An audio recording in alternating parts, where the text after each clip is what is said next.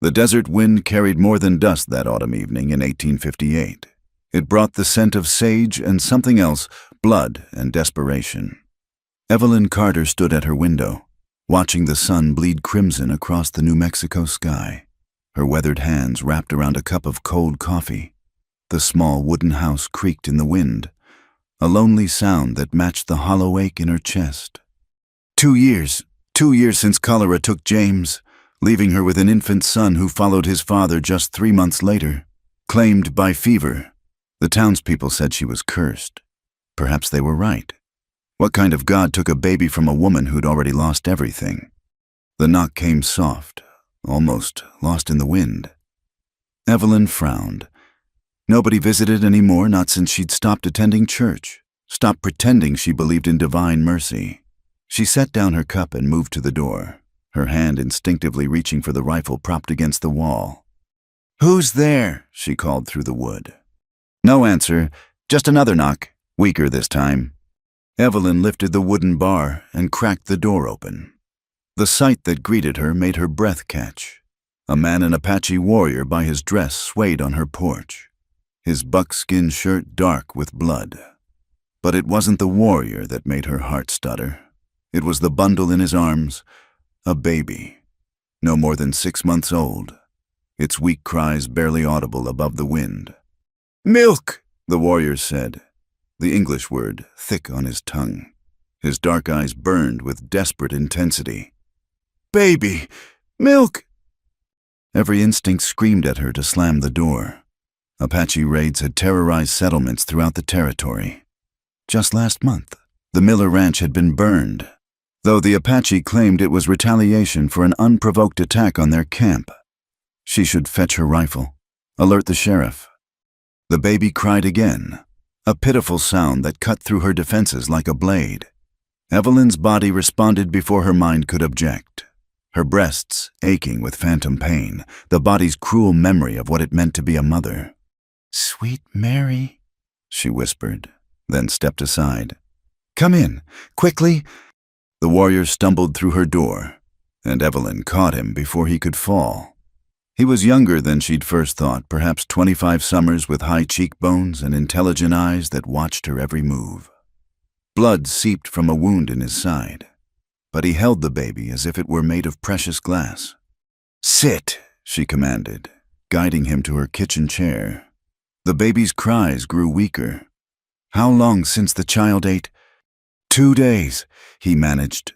"Mother dead, sister dead." His voice cracked on the last word. "Soldiers." Evelyn didn't need to hear more. The pattern was always the same violence, begetting violence in an endless cycle. She took the baby from his reluctant arms, her heart clenching at how light the child felt. A boy, she realized, with a shock of black hair and skin flushed with fever. "I'll need to—" She stopped, heat rising to her cheeks. How did one explain to a stranger, an Apache warrior, no less that she still had milk, 2 years after losing her son? Her body's stubborn refusal to accept what her heart knew, that she would never nurse her own child again. The warrior seemed to understand. He nodded once, then turned his gaze to the window, giving her what privacy he could. Evelyn carried the baby to her bedroom and closed the door. Her hands trembled as she unbuttoned her dress. Doctor. Morrison had said it would stop eventually. This body's insistence on preparing for a child who would never come. She'd bound herself every day, ignored the ache, pretended her body wasn't betraying her with its readiness for motherhood. The baby latched immediately, desperately, and Evelyn gasped at the sharp pull. Tears streamed down her face, grief, relief, and something else she couldn't name. The child's tiny fist clutched at her shift as he drank, and for a moment, in the dim light of her bedroom, she could almost pretend. No, this wasn't her child. This was an Apache baby whose mother lay dead somewhere in the desert. When he was strong enough, the warrior would take him and disappear, and she would be alone again. That was how it had to be. When the baby finally slept, belly full and breathing steady, Evelyn returned to the kitchen. The warrior sat exactly where she'd left him, though sweat now beaded his forehead and his breathing came shallow. "The child," he asked. "Sleeping." She moved to her medicine shelf, gathering clean cloths and her precious bottle of whiskey. "You're bleeding." "Not important." "It is if you die and leave me with a baby I can't explain to anyone." The harsh words surprised them both. Evelyn softened her tone. "Let me help." He studied her for a long moment, then nodded. With careful movements, he removed his shirt, revealing a deep gash along his ribs. Not a bullet wound, a blade, probably from a cavalry saber. Evelyn worked in silence, cleaning and binding the wound with practiced efficiency. She'd done this before. For James, when he tangled with barbed wire. For neighbors after accidents. The warrior endured her ministrations without sound, though she saw his jaw clench when she poured whiskey over the gash. "There," she said finally. "It'll need checking, but if fever doesn't set in—" "You are alone," he observed, glancing around the spare kitchen. "No, man. My husband died 2 years ago." "Children." Evelyn's hand stilled. "A son, he went to be with his father." The warrior's expression shifted, understanding dawning in his eyes. "The boy, he is my sister's son, last of her children, the others." He made a cutting gesture across his throat. "What's your name?" Evelyn asked quietly. "Dakota." He pronounced it carefully, as if testing whether she was worthy of the knowledge. "It means friend to everyone." "I'm Evelyn." She folded the bloodied cloths, needing something to do with her hands. "How did you know to come here?" "I watched. Saw you alone. Saw you kind to Mexican children at well." His English was better than he'd first let on. She realized. "Thought maybe you help." "And if I hadn't?" Dakota shrugged, then winced at the movement. "Then the child and I join his mother." The simple fatalism in his voice chilled her. Evelyn looked toward her bedroom where the baby slept. "He'll need feeding every few hours. You can't travel for days, not with that wound." "Cannot stay. Dangerous for you." She knew he was right. If anyone discovered she was harboring an Apache warrior, but the alternative was sending an injured man and a starving baby back into the desert to die. "There's a root cellar," she heard herself say. "Under the kitchen. You could hide there if anyone comes. Just for a day or two, until you're stronger." Dakota studied her face. Why Indeed, Evelyn thought of her son's grave on the hill, of the endless empty days stretching before her, of the moment the baby had latched onto her breast and made her feel, for just an instant, whole again. "Because," she said simply, "I know what it is to lose everything." As if in response, the baby cried from the bedroom. Evelyn rose to tend him, aware of Dakota's dark eyes following her movement. At the doorway, she paused. "What will you call him, the child?" Dakota was quiet for so long she thought he wouldn't answer. Then, "Shush, in your language. Little Fox, because he must be clever to survive." "Little Fox." Evelyn tested the name silently as she lifted the baby from her bed. He'd soiled himself, and she cleaned him with practiced movements, found some old cloths to fashion a diaper. He was beautiful. This child with perfect tiny fingers and long lashes against copper cheeks. When he nursed again, she hummed an old lullaby her mother had sung, the same one she'd hummed to her James Jr. in his brief months of life. Through the thin walls, she heard Dakota moving carefully in her kitchen, the scrape of the rug as he found the cellar door. Smart. He was preparing for the inevitable someone would come asking questions. Mrs. Wellington from the general store had probably already noticed the direction he'd headed. By morning, half the town would know something was amiss at the widow Carter's place. But tonight, for these few hours, she had purpose again. A child needed her. It didn't matter that he wasn't hers, that tomorrow or the next day she'd have to give him up. Right now, Little Fox's warm weight in her arms was enough. When she returned to the kitchen, Dakota had indeed found the cellar. He'd also stacked wood by her stove and filled her water bucket from the pump, small gestures that spoke of ingrained courtesy despite his injury. "You should rest," she said. He shook his head. I keep watch. You sleep with child. "You can barely stand." "I am warrior." Pride flickered in his voice. "I protect what is mine." What is mine? The phrase lodged in Evelyn's chest like a thorn. Little Fox wasn't hers. This fragile, temporary arrangement wasn't hers. Tomorrow would bring reality crashing back. But Dakota was already settling himself by the window. Rifle across his lap, where had he gotten her rifle? His posture alert despite the pain she knew he felt. Evelyn recognized the futility of argument. Apache warriors, she'd heard, were stubborn as mountain stone. She carried Little Fox back to her bedroom.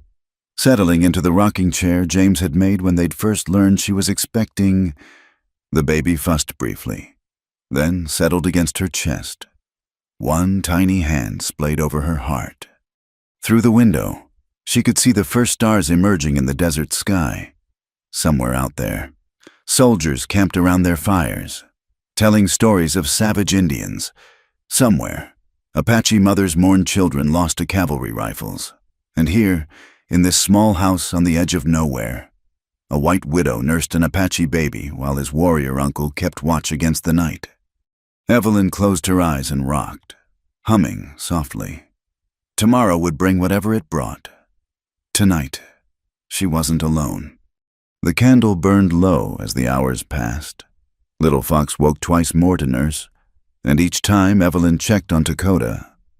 He remained at his post, though she noticed the stiff way he held himself, the occasional tremor in his hands. Infection was always a risk with deep wounds.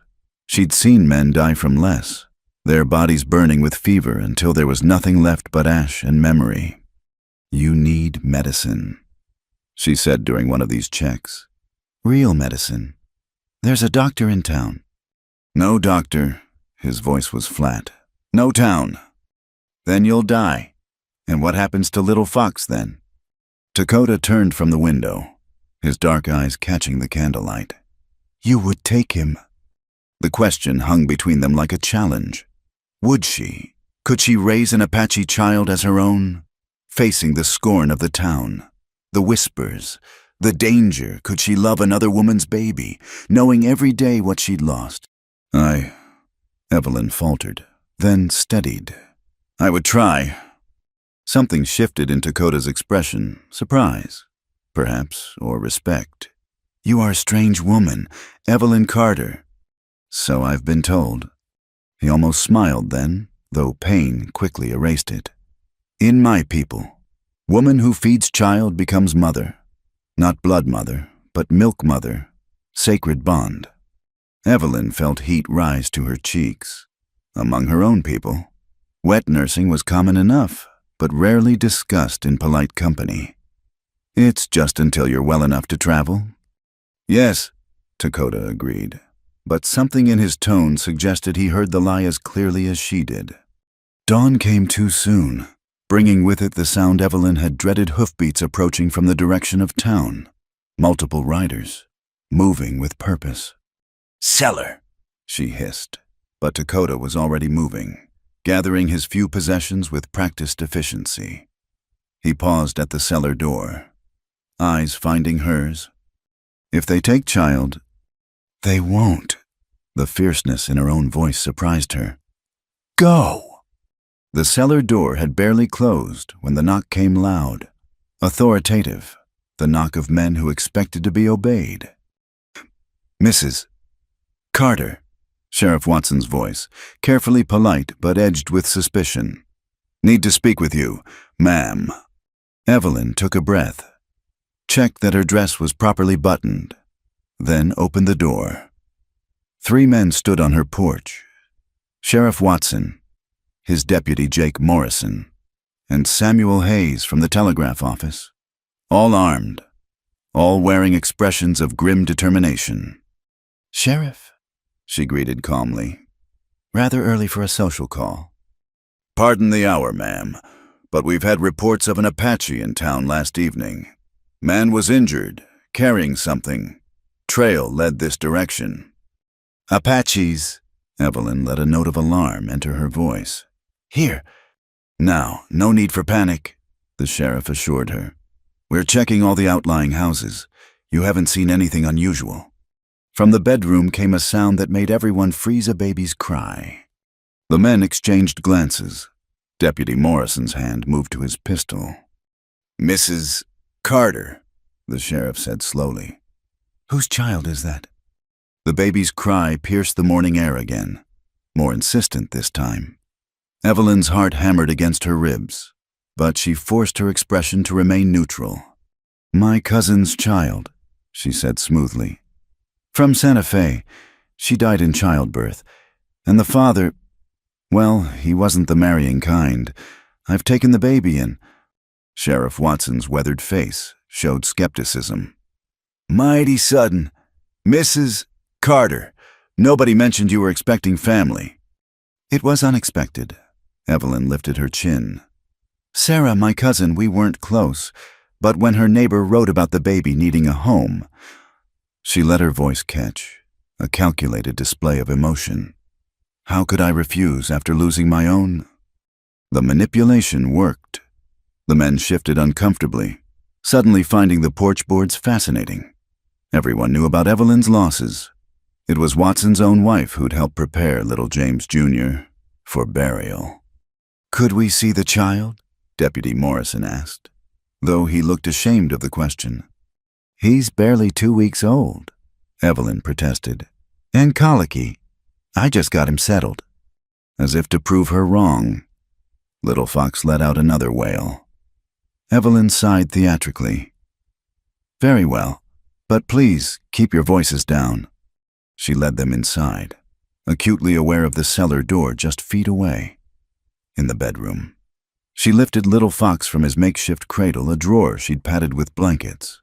The baby fussed at being disturbed, his face scrunching in displeasure. The men peered at him awkwardly in the morning light. Little Fox could pass for Mexican or even Italian. His skin was lighter than Dakota's, his features still possessing that universal quality of newborns. "A healthy-looking boy," Watson admitted. "What's his name?" "James," Evelyn said without hesitation. "After his grandfather." "And the father?" "A traveling merchant, from what Sarah's letter said, long gone by the time she realized." Evelyn adjusted the baby's blanket, hiding the distinctly Apache beadwork on the carrying cloth Dakota had wrapped him in. "Sheriff, surely you don't think I'm harboring fugitives with a newborn infant?" Watson had the grace to look embarrassed. "No, ma'am, it's just... Sam here saw an Apache heading this direction last evening. We have to check everything." "Of course." Evelyn moved toward the kitchen, forcing them to follow, away from the cellar. "Can I offer you gentlemen some coffee you must have ridden out before breakfast?" "That's kind, but we should." Watson stopped, noticing the medical supplies still on her table, the bloodied cloths she hadn't had time to dispose of. His hand moved to his gun. "Mrs. Carter." "What's this?" Evelyn's mind raced. "I had to doctor my horse yesterday. Poor creature got tangled in wire near the creek. Tore herself up something awful." She gestured toward the window. "You can see her in the corral. She's favoring her right foreleg." Morrison peered out the window. Buttercup, Evelyn's aging mare, stood placidly in the morning sun, by pure chance. She was indeed standing with one hoof slightly raised, her habitual pose when resting. "Looks like a deep wound," Watson observed, fingering the bloody cloth. "It was. I was blessed to have James's medical supplies still on hand. Truth mixed with lies always more believable than pure fabrication." The sheriff seemed to accept this, but Samuel Hayes, who'd remained silent until now, spoke up. "Mrs. Wellington said she saw an Indian near your property. Tall fellow, carrying something." "Mrs. Wellington sees Indians every time a shadow moves," Evelyn replied tartly. Last month she swore she saw a whole war party in her garden. Turned out to be the Hernandez boys looking for their lost goat. Morrison chuckled at that, and even Watson's stern expression cracked slightly. Mrs. Wellington's paranoia was well known. Still, Watson said, we need to check your property. The barn, any outbuildings. Of course. Evelyn shifted Little Fox to her other arm. He'd begun to root against her shoulder, seeking milk. Though I'll need to feed the baby first. As you can see, the men couldn't exit fast enough at the implication of nursing. We'll check the grounds, Watson muttered. You tend to the, maternal duties. As soon as they were outside, Evelyn flew to the cellar door. Stay quiet, she whispered urgently into the darkness. Whatever you hear. No response, but she knew Dakota was listening. Evelyn retreated to her bedroom, genuinely needing to nurse Little Fox. Through the window, she watched the men search her small barn. The chicken coop, even the privy, they were thorough. She'd give them that. Little Fox latched eagerly, and Evelyn allowed herself a moment to study him properly in daylight. His hair wasn't purely black as she'd first thought, but shot through with hints of brown. His eyes, when they fluttered open briefly, were the deep brown of winter earth. Beautiful child. Some woman had loved him, had died trying to protect him. I won't let them take you, she whispered. I promise. The search took an hour.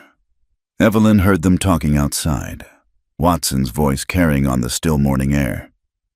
Trail goes cold at the creek. Could have gone any direction from there. Maybe he didn't come this way after all, Morrison suggested. Maybe Wellington was seeing things again. Maybe, but Watson sounded unconvinced. Finally, they knocked again. Evelyn answered with Little Fox sleeping peacefully in her arms. The picture of maternal serenity. Find anything? She asked innocently. No, ma'am. Watson touched his hat. Sorry to disturb your morning, but Mrs. Carter, if you do see anything suspicious, I'll ride to town immediately, she assured him. No need for that. Just fire your rifle 3 times. We'll have men posted around the area for the next few days. Evelyn's stomach sank, but she kept her expression neutral. Of course, though I hope you catch him quickly. I'd hate to think of a dangerous Indian lurking about with a baby in the house. We'll get him, Hayes spoke up, his young face hard with determination. Apache killed my brother last year. Won't rest till every last one is dead or driven from the territory. The venom in his voice made Evelyn clutch Little Fox tighter. Watson noticed and placed a restraining hand on Hayes's shoulder. That's enough. Sam, Mrs. Carter's been through enough loss without us adding to her worries. He tipped his hat again. Ma'am. Evelyn watched them ride away, waiting until the dust settled before rushing to the cellar. Dakota emerged slowly, painfully, his face gray with strain. They're posting guards, she said. You can't leave. Must leave. Bring danger to you. You can barely stand. Evelyn steadied him as he swayed. And there's nowhere to go. They'll shoot you on sight. Dakota's jaw clenched. She could see the warrior's pride warring with practical reality. How long? A few days. Watson said maybe a week. She helped him to a chair. Your wound needs cleaning again, and you need food. Not hungry. I don't care. Evelyn bustled about the kitchen, needing activity to calm her nerves. You'll eat what I make, or you'll be too weak to protect Little Fox when the time comes. That argument worked, while she prepared a simple meal of beans and cornbread. Dakota held his nephew, speaking to him in soft Apache. The musical flow of words was strangely soothing, even though Evelyn understood none of it. What are you telling him? She asked, setting a plate before him. His mother's name, his grandmother's name, the names of our mountains. Dakota touched the baby's cheek gently. So he knows who he is, even if he grows up among whites. Dakota's dark eyes met hers, Especially then? They ate in companionable silence, broken only by Little Fox's occasional squeaks and sighs. Evelyn found herself studying Dakota when he wasn't looking, without the haze of emergency. She could see him more clearly. He was younger than she'd first thought, perhaps only a year or two older than herself. His face bore the weathering of desert life, but also a keen intelligence that showed in how quickly he absorbed everything around him. "Your English is very good," she observed. "Mission school, when I was boy." His expression darkened. "Before I learned the price of their teaching." Evelyn wanted to ask more, but sensed the memory was painful. Instead, she rose to clear the dishes. "You should rest. The cellar's too damp for that wound. You can use my husband's, the spare room." "No, cellar safer." "Then at least let me make it more comfortable. There are blankets, and I can bring down—" A horse whinnied outside. Both froze. "Cellar, now!" Evelyn hissed. But it was too late. The door burst open without ceremony, and Mary Wellington swept in, her pinched face alight with righteous curiosity. "Evelyn Carter, I simply had to—" She stopped mid-sentence, her gaze landing on Dakota. Her mouth opened, but no sound emerged. For a heartbeat, nobody moved.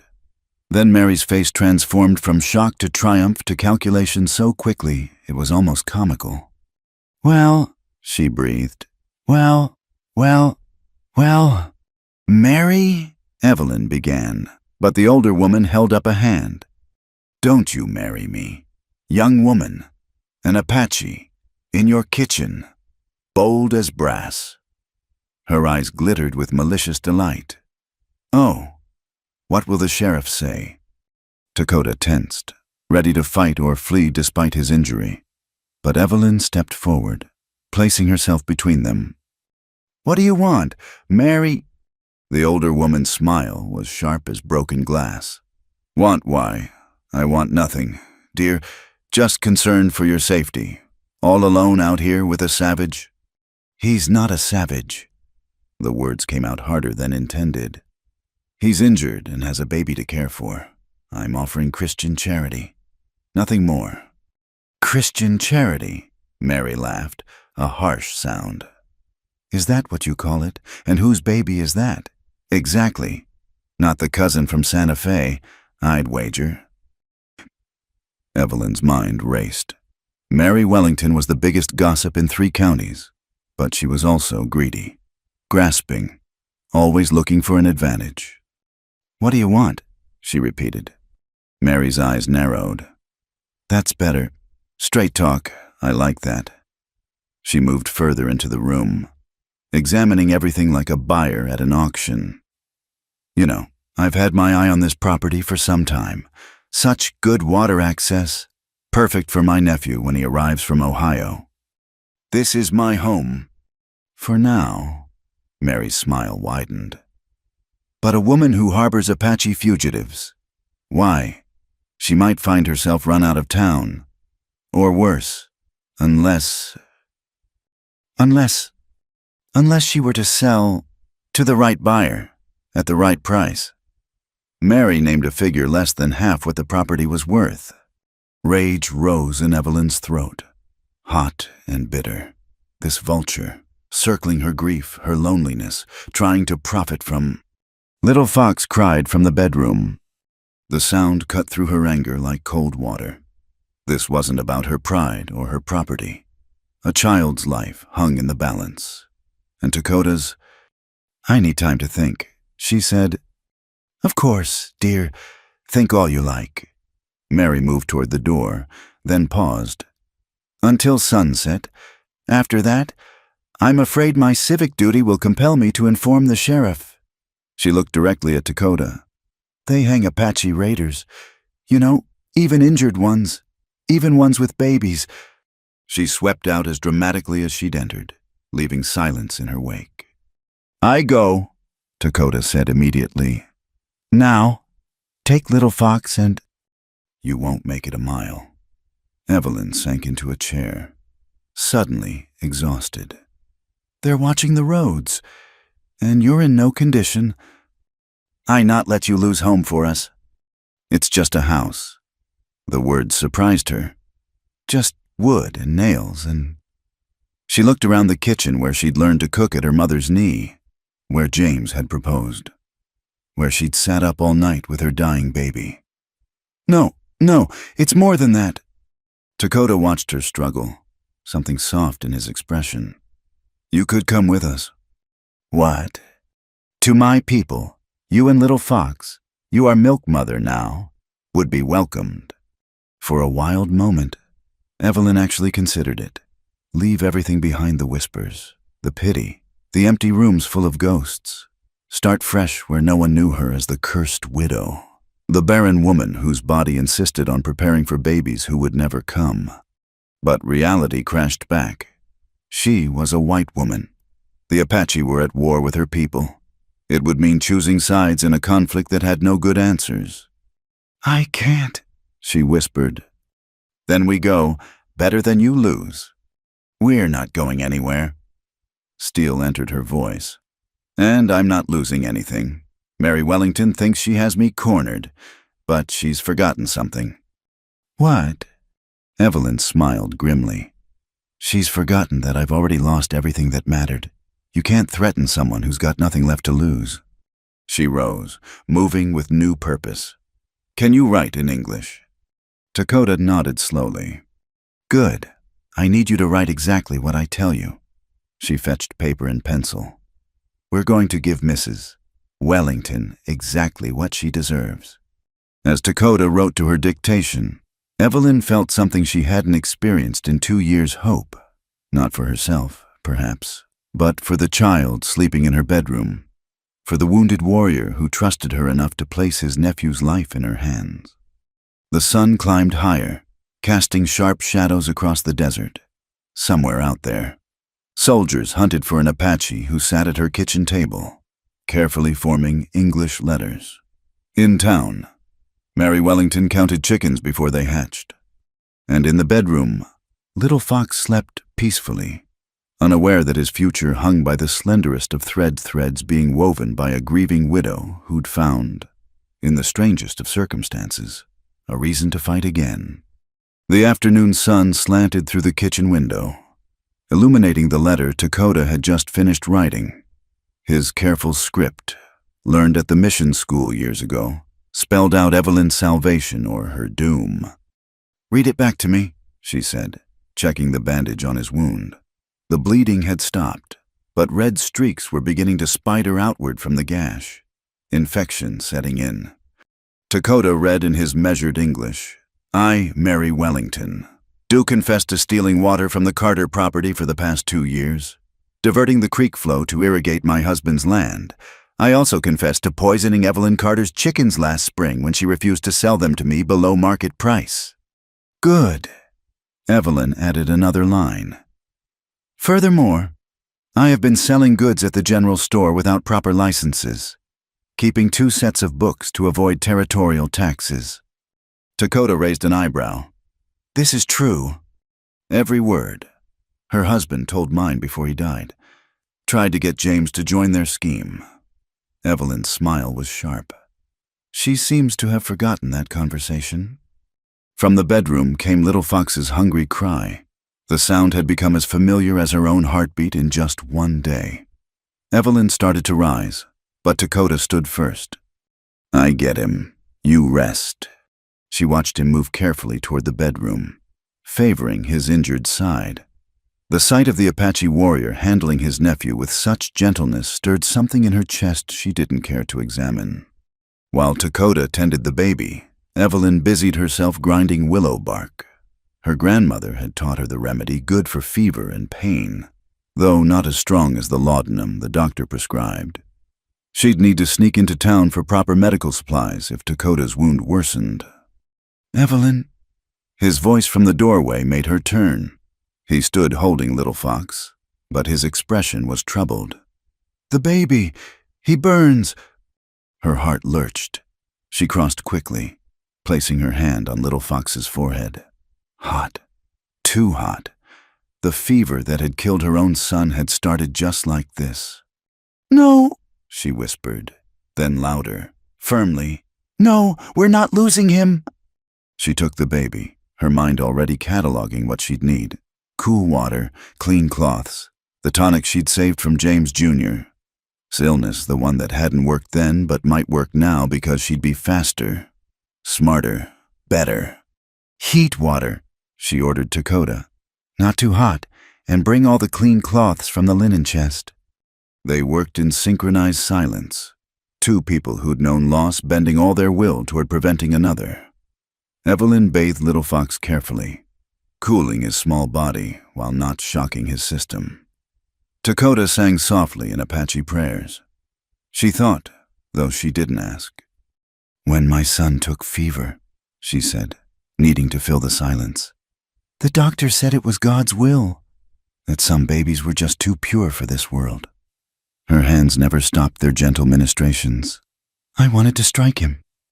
Did you? No, I was a proper widow. I nodded and thanked him and paid his fee. She wrung out another cloth. I should have struck him. Dakota's hand covered hers briefly. Anger keeps us alive sometimes. Little Fox whimpered, turning his head restlessly. His tiny body fought the illness with everything it had, but it seemed so small a fight against so large an enemy. Tell me about his mother. Evelyn said. What was her name? Ayana. It means eternal bloom. Dakota's voice roughened. She was 17 winters, married to my cousin, but he died in the raids last autumn. She tried to run when the soldiers came, tried to protect. He stopped, but Evelyn could fill in the rest. A young mother, recently widowed, fleeing with her baby, cut down by men who saw enemies, not people. She would be grateful, Evelyn said softly. that you saved him, That you brought him here, to a white woman. to someone who would feed him. She lifted Little Fox to her breast, coaxing him to nurse despite his fever. That's all that matters now. The baby latched weakly, and Evelyn held her breath until she felt him swallow. Once, twice, each pull a tiny victory against death. A horse approaching made them both tense, but the rider passed without stopping, heading toward town, probably one of Watson's patrols. The sun sets soon, Dakota observed. The Wellington woman? Let her come. Evelyn's voice was steel. I have her confession written in your hand. Even she's not stupid enough to call attention to her crimes. You think she backs down? I think she's a coward who preys on the weak. Evelyn adjusted Little Fox's position. She thought I was weak. She was wrong, as if summoned by her name. Hoofbeats again approached the house. This time, they stopped. But it wasn't Mary Wellington who knocked. It was a hesitant, almost timid tap. Evelyn passed Little Fox to Dakota and answered warily.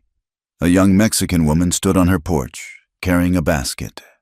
Senora Carter, she said softly. I am Rosa Hernandez, from the town. Evelyn recognized her vaguely, one of the laundresses who took in washing from the boarding houses. Yes.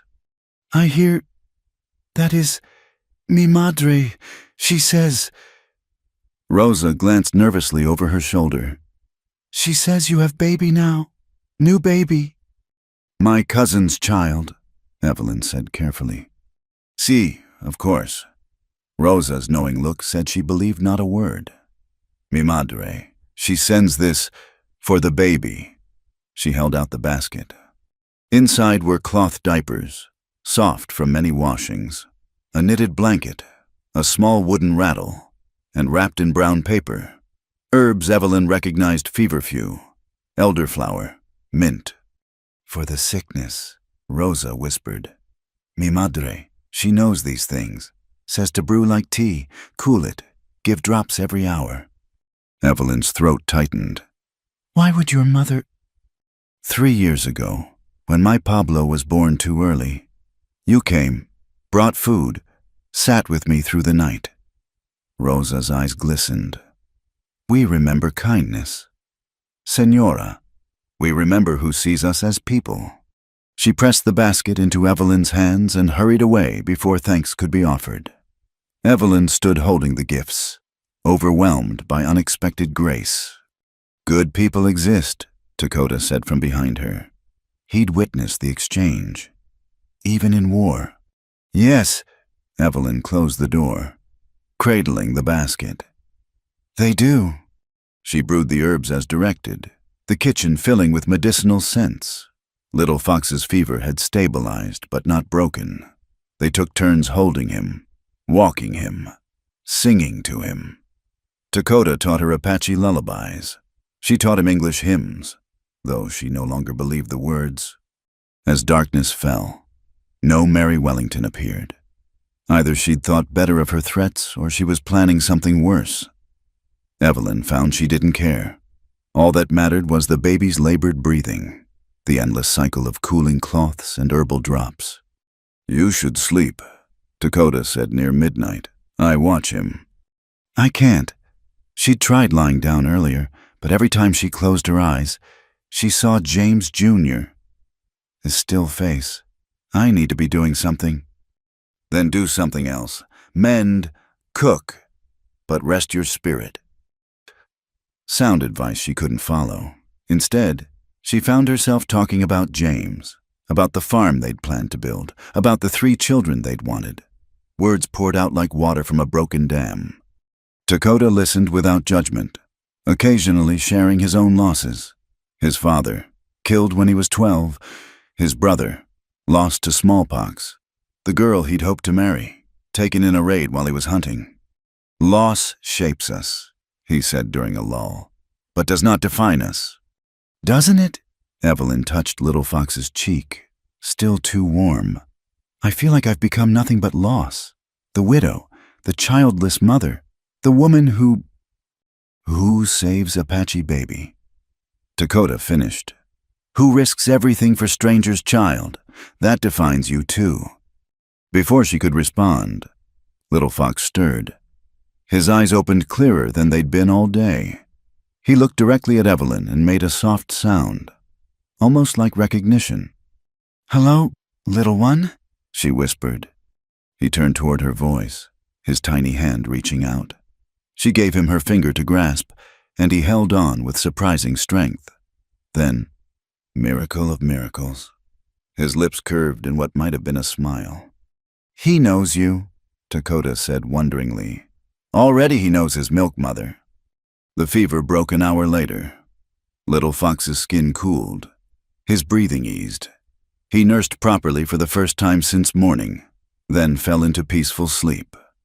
Evelyn wept then great, gulping sobs that shook her whole body. Dakota said nothing, just sat beside her as she cried out 2 years of grief and fear and loneliness. When the storm passed, she felt empty but clean, like a house after spring cleaning. Thank you, she said simply. For what? For trusting me with him, for letting me be a mother again, even for a little while. Dakota was quiet for a long moment. Then, among my people, fostering is sacred. Children belong to the tribe, not just parents. You say, even for a little while. But, he paused, choosing words carefully. What if not little while? What do you mean? I cannot return to my band. Not soon. They move deep into mountains for winter. Places soldiers cannot follow. But I am hunted man now. My presence brings danger. He looked at Little Fox sleeping peacefully. He needs stability, safety, mother who can feed him. You're not suggesting... I suggest nothing. Only say what is. Dakota's dark eyes met hers. You need child. He needs mother. Sometimes Creator makes strange families. Evelyn couldn't speak past the hope lodged in her throat. To keep Little Fox, even temporarily. But reality crashed back. The town would never accept it. An Apache child. Tell them Mexican or Italian. Babies look like babies. Dakota shrugged. By time he older, maybe world different. Maybe not, but he alive to see. A sound outside made them both freeze, not horses this time, but footsteps, multiple sets, trying to be quiet. "Cellar," Evelyn hissed, but Dakota shook his head. Too late. They surround house. He reached for the rifle. "You take baby. Go to bedroom. Lock door." "I'm not leaving you to—" Glass shattered in the front window. A torch sailed through, landing on Evelyn's rag rug. Flames spread instantly. "Fire," Someone shouted outside. "Come out, Indian, or we'll burn you out." More torches followed. In seconds, smoke filled the room. Little Fox woke, crying. Dakota pushed Evelyn toward the bedroom. "Go, I hold them off." "No," she grabbed his arm. "The root cellar has an outside entrance. Behind the wood pile. We can—" Another window broke. More fire. The house, James's house. Their dream house was going to burn. But houses could be rebuilt. People couldn't. "Together," she said firmly. "We go together or not at all." Dakota looked at her for one eternal second, then nodded. They moved as one toward the cellar stairs. Evelyn clutching Little Fox. Dakota guarding their backs despite his injury. The cellar was dark, musty, already filling with smoke from above. But Evelyn knew every inch. She led them to the outside door, praying it would open, praying the mob hadn't thought to guard it. The door stuck, swollen with disuse. Dakota put his shoulder to it, grunting with pain. Once, twice. On the third try, it burst open. Cool night air, blessed and clean, but also shouts, running feet, chaos. The burning house cast wild shadows across the yard. There, by the wood pile, a shot rang out, then another. Dakota pushed Evelyn behind the wood stack, shielding her and Little Fox with his body. "Stop," A new voice, commanding and official. "Everybody stop shooting right now." Sheriff Watson on horseback, rifle raised skyward. Behind him, a small cavalry unit, real soldiers, not vigilantes. "What in the devil's name is going on here?" Watson roared. The mob, Evelyn recognized several faces, including Samuel Hayes, shifted uneasily. "Apache," Someone muttered. "Hiding Apache and stolen baby." "So you burned down a widow's house?" Watson's disgust was clear. "Get water on that fire now, move." The spell broken. Some men rushed to form a bucket brigade. Too late for the house, but the barn might be saved. Watson dismounted, approaching Evelyn's hiding spot carefully. "Mrs. Carter, you hurt." She emerged slowly, Little Fox wailing in her arms. "No, but Dakota, he needs a doctor." Dakota Watson's eyes found the Apache warrior, who stood ready to fight despite swaying on his feet. "That his name—" "Yes, and he's not a raider. He's a refugee. His sister was killed. He brought me her baby to save." "That's so." Watson studied them, the Apache warrior, the white widow, the crying infant. Something in his weathered face softened. "Well then, seems like we need to sort this out proper. Captain—" The cavalry officer rode forward. "Young," Evelyn noted. "Barely older than Dakota." "Captain Morrison," Watson said. "I believe we need to escort these folks somewhere safe while we investigate certain crimes. Arson, for starters." "Sir," the captain looked confused. "Use your eyes, boy. Does that look like a war party to you man can barely stand? And Mrs. Carter here's as fine a woman as ever lived in this territory." Watson's voice brooked no argument. "You'll escort them to Fort Stanton. They'll be safe there while we sort this mess." "But sir, regulations state." "I know what regulations state. I also know what decency demands."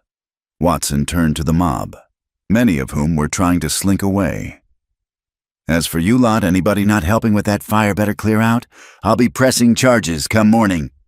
It happened so fast Evelyn could barely process it. One moment they were trapped, the next they were being helped onto a wagon. Dakota resisted until she touched his arm. "Trust him," she said softly. Sometimes there are good people. As the wagon rolled away from her burning home, Evelyn looked back once. Flames consumed the place where she'd been a wife, a mother, a widow. The place where she'd grieved and healed and grieved again. But in her arms, little Fox had quieted. Beside her, Dakota breathed steadily despite his pain. Ahead lay uncertainty, but also possibility. The fire took her past. Perhaps that was a gift. "What will you do now?" Captain Morrison asked, riding alongside the wagon. Evelyn looked at the stars wheeling overhead. The same stars that had watched over Apache and settler alike for countless generations. "Live," she said simply. "We'll live." Fort Stanton rose from the desert like a mirage of civilization, its adobe walls glowing pale in the morning sun. The journey had taken all night, with stops to rest the horses and tend to Dakota's wound. Little Fox had slept through most of it, lulled by the wagon's rhythm and the safety of Evelyn's arms. "Strange sight, isn't it?" Captain Morrison rode alongside them. "Apache warriors seeking sanctuary in an army fort." "These are strange times," Evelyn replied, adjusting the blanket around Dakota. He'd fallen into a fevered sleep an hour ago, his body finally succumbing to infection and exhaustion. The fort's gates opened at Morrison's signal. Soldiers stared openly as their wagon rolled through a white woman, an Apache warrior, and a baby made for a curiosity that would fuel gossip for weeks. "The infirmary first," Morrison directed the driver. "Then we'll see about quarters." Dr. Benjamin Klein, the fort's physician, was a thin man with kind eyes behind wire spectacles. He took one look at Dakota and began barking orders to his assistants. "How long has he had this wound?" 3 days, Evelyn answered. "I cleaned it, but the infection—" "You did well to keep him alive this long." Dr. Klein examined the wound with gentle efficiency. "Sepsis setting in, but we've caught it in time. I'll need to lance and drain it. Pack it with carbolic acid. He'll be here at least a week." "I'm staying with him," Evelyn said firmly. The doctor glanced at little Fox in her arms. "And the child?" "Is my responsibility." Something in her tone brooked no argument. "Doctor," Klein nodded. "There's a chair in the corner. You can wait there." The surgery took 2 hours. Evelyn nursed little Fox, sang to him, walked him around the small room when he fussed. Through it all, she watched the doctor work on Dakota with steady hands and surprising care. She'd expected roughness, dismissal, the casual cruelty often shown to Apache prisoners. Instead, she saw a healer treating a patient. When it was done, Dakota lay pale but breathing steadily, the angry red streaks already fading from around his wound. "He's strong," Dr. Klein said, washing his hands. "With rest and proper care, he should recover fully." "Thank you," Evelyn said, meaning it deeply. "Don't thank me yet. There's still the matter of what happens next." The doctor's expression grew serious. "Captain Morrison's bought you time by bringing you here, but there are protocols, questions that need answering." As if summoned, Morrison appeared in the doorway with an older officer, gray-bearded, stern-faced, with the bearing of long-time command. "Major Randolph," Morrison introduced. "Post Commander." The major studied them all, the sleeping Apache, the white woman, the baby. "Mrs. Carter, I presume Morrison's told me quite a tale. I'd like to hear your version." So Evelyn told it, simply and honestly. The wounded man at her door, the starving baby, her decision to help, the mob's attack. She left nothing out except the forged confession from Mary Wellington, that card she'd keep in reserve. "You realize," Major Randolph said when she finished, "that harboring an Apache could be considered treason, that child could be a captive, stolen from settlers." "He's not," Evelyn said firmly. "His mother was Dakota's sister. She died protecting him from soldiers who attacked their camp." "So the Apache claims." "So I believe." They stared at each other, wills clashing silently. Then Little Fox stirred, making a soft cooing sound. The Major's expression softened almost imperceptibly. "My own grandson's about that age," he said quietly. Then, louder, "You'll be assigned quarters in the civilian section. The Apache remains under guard while he recovers. After that," he shrugged, "we'll see what Washington says." It was better than Evelyn had dared hope. She was given a small adobe house near the fort's eastern wall, 2 rooms, basic but clean. A private's wife, Mrs. O'Brien, helped her settle in. "Been a while since we had excitement like this," the Irish woman said, helping arrange the few supplies they'd been given. "An Apache baby. Imagine though he's a pretty thing, isn't he?"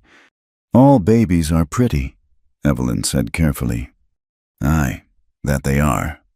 Mrs. O'Brien winked. "Don't worry. Love, secret's safe with me. Had my own struggles when I married Patrick Protestant and Catholic. You know, not the same as your situation, but I understand something about choosing love over convention." "It's not like that," Evelyn protested. "Dakota and I aren't—" "Of course not." Mrs. O'Brien's knowing smile said otherwise. "I'll bring some proper baby clothes tomorrow. My youngest has outgrown them." Over the following days, a routine emerged. Evelyn spent mornings at the infirmary, helping care for Dakota while Little Fox played on a blanket nearby. Afternoons she worked in the fort's laundry payment for their keep, though several officers' wives offered to pay her directly for the service. Dakota recovered slowly, but steadily. On the 4th day, he woke fully alert for the first time since the surgery. Little Fox were his first words. "Thriving," Evelyn assured him, bringing the baby close. "See, he's gained weight already." Dakota touched his nephew's cheek with one finger, whispering something in Apache. Then he looked at Evelyn. "You stayed." "Where else would I go?" "Your people, another town, somewhere without Apache trouble." "Those aren't my people, not anymore." She adjusted his blanket unnecessarily. "Besides, someone needs to make sure you don't tear those stitches." A ghost of a smile crossed his face. "Bossy woman." "Stubborn man." They fell into comfortable silence, broken only by Little Fox's babbling. The baby was beginning to show personality, quick to smile, eager to explore, protesting loudly when his needs weren't immediately met. "He's like his mother," Dakota said, watching the baby grab for Evelyn's hair, always reaching for something just beyond grasp. "Tell me more about her, about your family." So he did, painting pictures with words of a life Evelyn had never imagined. The seasonal migrations following game and water, the intricate kinship systems where children belong to everyone, the ceremonies marking life's passages, the careful balance with the land that soldiers and settlers had shattered.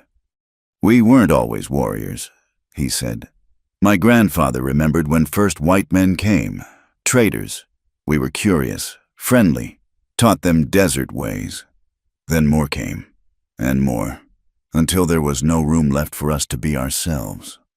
"I'm sorry," Evelyn said, knowing how inadequate the words were. "You did not take our land. You gave my nephew life." He caught her hand. "Do not apologize for what you did not do." That evening, Major Randolph summoned her to his office. Sheriff Watson was there, dust covered from hard riding.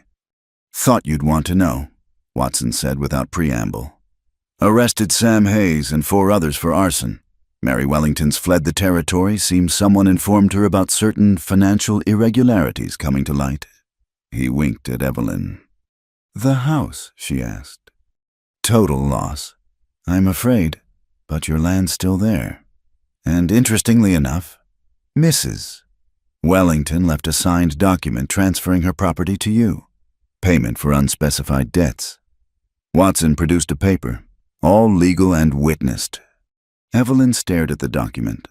Mary's land adjoined hers together. They'd make a substantial holding. "How?" "Let's just say a certain letter in Apache handwriting found its way to the right people." Amazing how fast guilty folks run when their sins come calling. Major Randolph cleared his throat. This changes things. Mrs. Carter, you're now a woman of property. You could rebuild, start over. The territory needs stable settlers. What about Dakota? The two men exchanged glances. Well now, Watson said slowly. Seems to me a woman with substantial holdings might need help managing them. Ranch hand, maybe someone who knows the land. The Apache, Randolph frowned. That's highly irregular. So's everything about this situation, Watson countered. But I've been thinking, maybe it's time we tried something different. This war's not ending through killing. Maybe some peaceful coexistence might show a better way. Washington would never approve. Washington's not here. We are. Watson turned to Evelyn. What do you think? Could you make a go of it, ranch life, with... He gestured vaguely. Evelyn thought of Dakota teaching her desert survival, of Little Fox growing up knowing both worlds, of the loneliness that had nearly killed her before they arrived. Yes, she said simply. I could... The negotiations took another week. Papers were drawn up, carefully worded. Dakota would be listed as a ranch employee, sponsored by Evelyn. He'd report monthly to the fort. Any violation would result in imprisonment. It wasn't freedom, but it was better than the alternatives. When Evelyn told him, Dakota was silent for so long she feared he'd refuse. Why? He finally asked. Why take this risk? Because Little Fox needs you. Because I need... She stopped, started again. Because it's right. Your people will not accept this. Then I'll find new people. She lifted her chin. I'm tired of living by others' rules about who I can help, who I can care for. They already whisper about the cursed widow. Let them whisper about this too. You are sure? Instead of answering, Evelyn placed Little Fox in his arms. The baby immediately grabbed for his uncle's hair, gurgling happily. Dakota's face softened in a way that made her heart skip. Among my people, he said quietly, when a woman saves a man's life, he owes her a debt that can never be fully repaid. You owe me nothing. No. He looked up at her, dark eyes intense. I owe you everything. The day of departure came crisp and clear. Captain Morrison provided a wagon and supplies unofficial help from sympathetic quarters. Doctor. Klein checked Dakota one last time, pronouncing him fit to travel. Take care of that wound, he warned. And Mrs. Carter, that baby's lucky to have you. Mrs. O'Brien pressed a basket into Evelyn's hands. Baby clothes, like I promised, and some seeds from my garden. You'll want vegetables come spring. Even Major Randolph came to see them off. I'm probably making a mistake, he said gruffly. But Morrison believes in this, and I trust his judgment. Don't make me regret it. As they rolled through the fort's gates, Evelyn looked back once. This place had been sanctuary when they needed it most. Now the open road called, leading to land that was hers and a future uncertain but full of possibility. Scared? Dakota asked from his place in the wagon bed. He was still too weak to ride, but insisted he could see better from there. Terrified, Evelyn admitted, then smiled. But also alive, for the first time in years, truly alive. Little Fox chose that moment to laugh a real laugh, bright and perfect. The sound carried across the desert, a promise of joy in a harsh land. Good sign, Dakota said. Apache believe baby's first laugh brings luck to all who hear it. Then we'll need to make him laugh often. Yes, Dakota's hand found hers. We will. The wagon rolled on, carrying them toward whatever came next. Behind them, the fort faded into distance. Ahead, the land waited challenging, unforgiving, but theirs to attempt. 3 unlikely souls bound by circumstance and choice, heading home, not the home any of them had planned, but perhaps the one they were meant to find. The sun climbed higher, warming the desert. Little Fox slept peacefully between them, and for the first time since she'd lost everything, Evelyn Carter looked forward to tomorrow. The charred remains of Evelyn's house looked even more desolate in the morning light. She stood among the ashes, Little Fox on her hip, while Dakota sorted through the rubble for anything salvageable. 3 weeks had passed since the fire, 3 weeks of preparation and paperwork, and now they faced the reality of starting over. Here! Dakota emerged from what had been the kitchen, holding her mother's cast-iron skillet, blackened but intact. Fire cannot destroy everything. It was the 5th useful item he'd found the skillet, a metal box containing her few precious photographs. James's tools somehow protected in their shed, her grandmother's silver brush, and, miraculously, the small wooden cross from above their bed. Not much to build a life on, but more than many had. We'll need shelter first, Evelyn said practically, though her throat tightened seeing the ruins. Before we can think about a proper house. Dakota nodded, scanning the horizon. There where land rises, wind protection, water access. We build Wiki up first, traditional Apache dwelling. Strong, warm, quick to make. She'd learned not to question his judgment about survival matters. While she'd grieved her losses at Fort Stanton, he'd been planning. Now she watched him pace off distances, testing soil, tasting water from the creek that ran through both properties. Good place, he finally declared. We start here. They worked through the heat of the day, Dakota teaching her to bend saplings into frames while Little Fox napped in a makeshift cradleboard. His movements were still careful, the wound wasn't fully healed, but he pushed through discomfort with quiet determination. Like this, he showed her, weaving smaller branches between the main supports. Must be tight. Rain runs off, wind stays out. Evelyn's hands fumbled at first, city soft despite 2 years of frontier life. But gradually she found the rhythm, understanding how each piece supported the whole. When Dakota began covering the frame with brush and grass, she worked alongside him without needing instruction. You learn quick, he observed. I have a good teacher. By evening, they had a serviceable shelter, nothing fancy, but weatherproof and surprisingly spacious inside. Dakota had oriented the entrance eastward, explaining it would catch morning sun and avoid prevailing winds. Tomorrow we get canvas from Fort, he said, surveying their work. Cover outside, make stronger. But tonight, this enough. They ate a simple meal of beans and cornbread cooked over an open fire. Little Fox, now 8 months old, grabbed eagerly at the soft bread Evelyn offered him, smearing it across his face with obvious delight. Messy eater, like his mother. Dakota said fondly, she once covered herself in berry juice, looked like war paint. Grandmother laughed, said she was born to be trouble. These glimpses of his past came more frequently now, small windows into a life before loss. Evelyn treasured each one, building a picture of the family Little Fox came from. What was your grandmother like? Strong, wise, scared of nothing except owls. He smiled at the memory. Said they carried messages from the dead. Would cover her head if one called at night. My grandmother feared moths. Evelyn shared. Said they were souls trying to return. Used to seal every window at dusk. They sat in comfortable companionship as stars emerged. The wickiup sheltered them from the cooling wind, its interior warm from body heat and the small fire Dakota had built in the center. Smoke escaped through a hole at the top, carrying sparks up to join the stars. This is temporary, Evelyn asked, gesturing at their shelter. Could be permanent.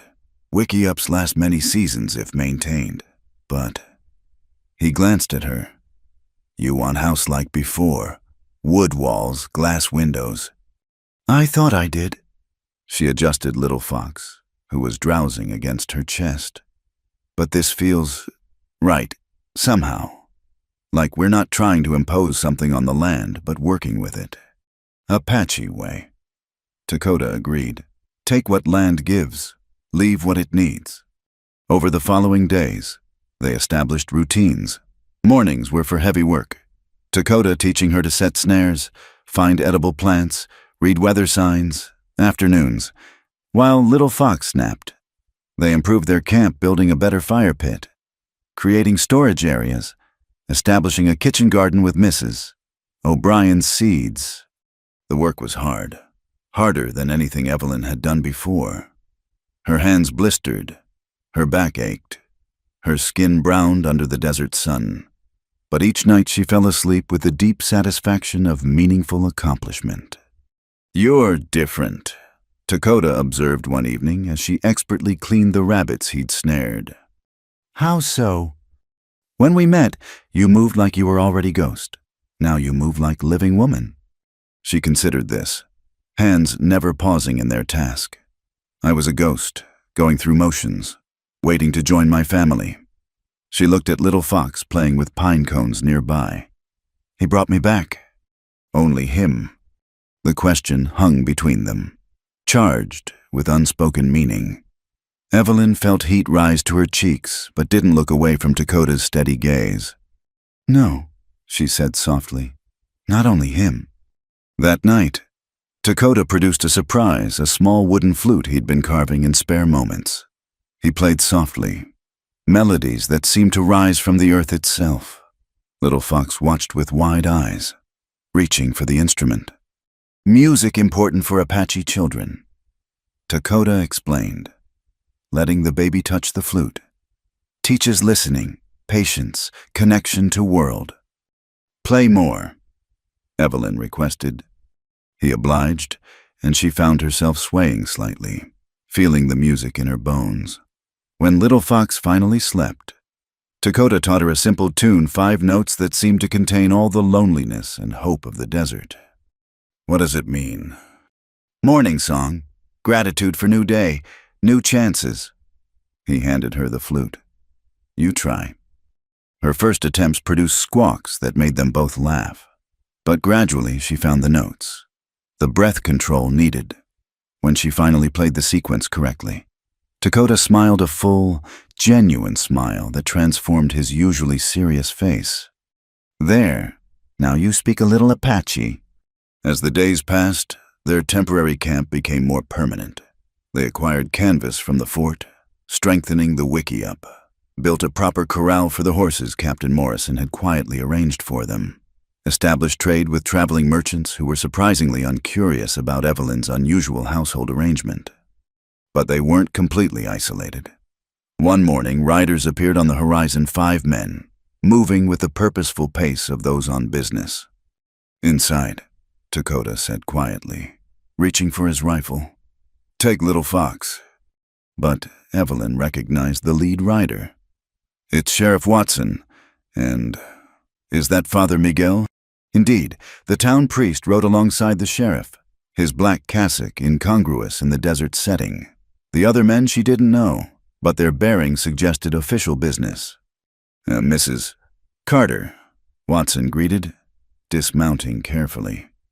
"Dakota, fine-looking camp you've established." "Sheriff." Evelyn kept her voice neutral, though her heart raced. "What brings you out here?" "Several things. First, brought your mail from town." He produced a small bundle. "Second, Father Miguel has a proposition." The priest stepped forward, a small man with kind eyes and work-worn hands. "Senora Carter, I come with request. The mission school needs teacher, someone who can help Apache children learn English, understand white man's ways." Evelyn blinked in surprise. "You want me to teach Apache children?" "Who better you live with Apache? Understand both worlds." Father Miguel glanced meaningfully at Dakota. "Children trust those who show respect for their people." "It's paid position," Watson added. "Territorial government finally approved funding, part of new peace efforts." Dakota had remained silent, but Evelyn could read the tension in his shoulders. Mission schools had complicated history with his people. Some helped, many harmed. "I need to think about it," she said carefully. "Of course, but there's one more thing." Watson's expression grew serious. Bernard Tucker's been sniffing around town, asking about you, making claims about the land, saying a woman alone can't hold it properly. Bernard Tucker, James's cousin, a man who'd felt entitled to the property since her husband's death. Evelyn's stomach clenched. "I'm not alone," she said firmly. "No, you're not." Watson's gaze included Dakota. "But Tucker's got lawyers, connections in the territorial capital. You'll need to be ready." After they left, Evelyn sat staring at the mail bundle. Letters from distant relatives, no doubt full of condemnation for her choices. Legal documents that might threaten everything they'd built. "You should take teaching job," Dakota said suddenly. "What?" "Good opportunity. Steady money, respect from community." He wasn't looking at her. "Safe future for you and little Fox." "What about you?" "I manage land. Stay out of sight. Better for everyone if—" "Stop." Evelyn stood, anger flashing through her. "Just stop. We're not having this conversation again." "Evelyn?" "No, I didn't save your life and nurse your nephew to have you disappear into shadows. We're partners in this, or we're nothing." They faced each other across the fire, wills clashing. Little Fox, sensing tension, began to fuss. "Partners," Dakota repeated slowly. "That what we are?" "Yes?" She lifted her chin. "Unless you have objections." His expression shifted through several emotions before settling on something that might have been wonder. No objections. That night, Evelyn finally opened the letters. Most were what she'd expected: shocked relatives, former friends scandalized by reports of her living with an Apache. She fed them to the fire one by one. But the last letter was different. From a law firm in Santa Fe, it outlined Bernard Tucker's claim to the property and her need to appear before a judge to defend her ownership. "I know this judge," Dakota said, reading over her shoulder. "Samuel Bent, fair man. His wife is Mexican, understands mixed families." "You think we have a chance?" "With right approach, yes." He was quiet for a moment. "But might require adjustments." "What kind of adjustments?" Instead of answering directly, he stood and retrieved something from his pack, a small leather pouch, which he placed in her hands. Inside were 2 rings, one silver, one copper, twisted together in a pattern she recognized from his other metalwork. "Among my people, marriage is agreement between 2 who choose to walk same path," he said quietly. "No priests, no papers, just decision and declaration before witnesses." Evelyn's breath caught. "Dakota!" "Would help with the judge legal protection, but more than that." He met her eyes. "I choose you. Evelyn Carter, choose to walk your path, raise little Fox as ours, face whatever comes together. If you choose same." The night seemed to hold its breath in the wiki up. Little Fox slept peacefully. The fire crackled. Somewhere in the distance, a coyote called. Evelyn thought of all the reasons to say no. The scandal, the danger, the impossibility of love between 2 people from such different worlds. Then she thought of these past weeks working side by side, learning each other's ways, building something new from ashes of the old. The way Dakota looked at her, not as the grieving widow, but as the woman she was becoming. The way her heart lifted when he smiled. "I choose the same," she whispered. His rare smile broke across his face like sunrise. With careful ceremony, he took the twisted ring and placed it on her finger. She did the same for him, the metals warm from his hand. "Now what?" she asked, suddenly shy. "Now we tell little Fox he has proper parents." Dakota's hand covered hers. "Tomorrow. We plan for judge. Tonight." He pulled her closer. "Tonight we just be—" They sat together watching the fire die to embers, planning a future neither could have imagined months ago. The wiki-up sheltered them, strong walls built by working together. Outside, the desert stretched endless and challenging. But inside, they had made a home. The journey to Apache territory took 3 days through terrain that grew progressively wilder. They'd left at dawn. Evelyn riding the gentle mare Captain Morrison had provided while Dakota walked alongside. Little Fox secure in the cradleboard on his back. With each mile from the settlement, the landscape transformed scrub brush giving way to juniper, then pine as they climbed into the sacred mountains. Are you certain they'll accept us? Evelyn asked for the 3rd time as they paused to water the horses at a hidden spring. Not certain, Dakota admitted, but my grandmother's sister, Shima, leads the Winter Council. She is practical, sees farther than most. He'd sent word ahead through channels Evelyn didn't fully understand: smoke signals, marked trees, patterns of stones that meant nothing to her but spoke volumes to those who could read them. The response had come back: approach the winter camp at the new moon. Bring the child. Now, as afternoon shadows lengthened, Dakota stopped abruptly. We're close. They watch us now. Evelyn saw nothing but trees and rocks, but she'd learned to trust his instincts. Sure enough, 2 warriors materialized from the landscape like ghosts, young men with hard faces and harder eyes. They spoke rapidly in Apache, gesturing at Evelyn with clear hostility. Dakota responded calmly, but she caught the tension in his voice. One warrior spat at the ground near her horse's hooves. What are they saying? They say I bring curse to the people. That white woman's presence will draw soldiers. Dakota's jaw tightened. They're not wrong to fear. More Apache appeared, women and children emerging from hidden paths, all staring at the strange sight of their kinsman with a white woman. Evelyn kept her eyes forward, chin high, though her heart hammered against her ribs. The camp itself took her breath away. Nestled in a box canyon with natural fortifications, it blended so perfectly with the landscape she wouldn't have seen it if not led directly there. Wickiups dotted the canyon floor near a clear stream, smoke rising from cooking fires, children playing despite the newcomer's arrival. An elderly woman waited at the center of camp, her silver hair braided with feathers and beads. Power radiated from her small frame, not physical strength, but something deeper, older. Shima, Dakota said softly. My grandmother's sister. She who decides. He helped Evelyn dismount, then removed Little Fox from the cradleboard. The baby, usually cheerful, seemed to sense the moment's importance and remained quiet.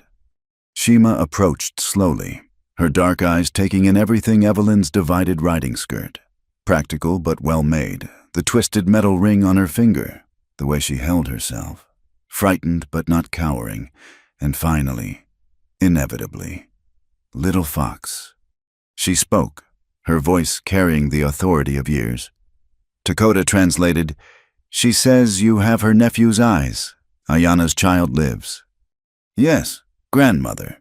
Dakota replied in English, then Apache. Shima circled them slowly, and Evelyn had the uncomfortable feeling of being evaluated like livestock. The old woman stopped in front of her, reaching out to touch the edge of her shawl, the calluses on her hands, the way she instinctively shifted to protect Little Fox. Then Shima spoke directly to her, in accented but clear English. You feed my great-nephew with your body. Heat flooded Evelyn's cheeks, but she met the elder's gaze. Yes, I lost my own child. When Dakota brought Little Fox to me, I still had milk. Him. Shima's expression revealed nothing. Why you not give child to Apache woman to raise? He's mine now. The words came out fiercer than intended. I mean, I love him as my own son. Love. Shima seemed to taste the word. White people speak much of love, but love means different things. She gestured to the camp around them. Here, love means survival, means choosing tribe over self. You understand this. I'm learning. Another thoughtful sound. Then, without warning, Shima plucked Little Fox from Evelyn's arms. Every instinct screamed at Evelyn to snatch him back, but Dakota's hand on her arm stopped her. Wait, he murmured. Shima examined the baby thoroughly, his weight, his alertness, the strength of his grip when she offered her finger. Little fox, bless him, giggled and reached for her silver necklaces. Healthy, happy. She spoke to the gathered crowd in Apache, and Evelyn caught notes of approval in some faces. White mother feeds him well. She handed Little Fox back, and Evelyn clutched him close, heart still racing. Come, Shima commanded. We talk alone. The wickiup Shima led her to was larger than the others, hung with herbs and decorated with symbols Evelyn couldn't interpret. They sat on soft furs while Little Fox explored the fascinating new textures. Dakota says you are wife now. Shima began without preamble. Yes, in the Apache way, he said. You share his bed. Evelyn's whole face burned. We haven't... The baby needs so much attention. And... To her surprise, Shima chuckled. Good. Dakota always too serious, needs woman to make him flustered. Her expression grew serious again. But if you are a wife, truly wife, then you must understand what this means. I want to understand. Do you? Shima leaned forward. To be Apache wife is not like white marriage, is not just about one man, one woman, is about becoming part of people, share our struggles, our danger, our ways. I know the danger. Men already burned my home for helping Dakota. That was your danger, this different. Shima gestured outside where twilight gathered. Every day, we lose more. Land, people, children. Army pushes us to smaller places. Says we must farm like white men or starve. Young warriors want to fight. Old ones counsel patience. And in middle stands Dakota, trying to find new path. What path? He thinks whites and Apache can share land, can learn from each other. Many say he dreams foolish dreams. Shima studied her. What do you think? Evelyn considered carefully. I think the old ways are ending whether anyone wants them to or not. But maybe something new can grow. Not white ways or Apache ways, but both together. You would raise Little Fox this way, teaching him both worlds. Yes, so he can choose his own path when he's old enough. Shima was quiet for long moments, watching Little Fox play. Then, show me how you care for him. For the next hour, Evelyn demonstrated everything how she'd modified the cradle board for easier carrying. The songs she sang, both English lullabies and the Apache ones Dakota taught her, the way she read his different cries, the solid food she'd started introducing.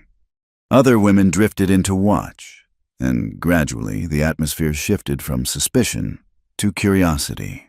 When Little Fox performed his newest trick, pulling himself to standing using Evelyn's skirts, several women exclaimed in approval. You have other children? One younger woman asked in broken English. I had a son. He died as a baby. The woman's face softened with understanding. She said something to the others. And suddenly Evelyn found herself surrounded by women sharing their own losses, children taken by disease, starvation, soldiers, grief, she realized, was a universal language. Night fell fully, and Dakota appeared at the wickiup entrance.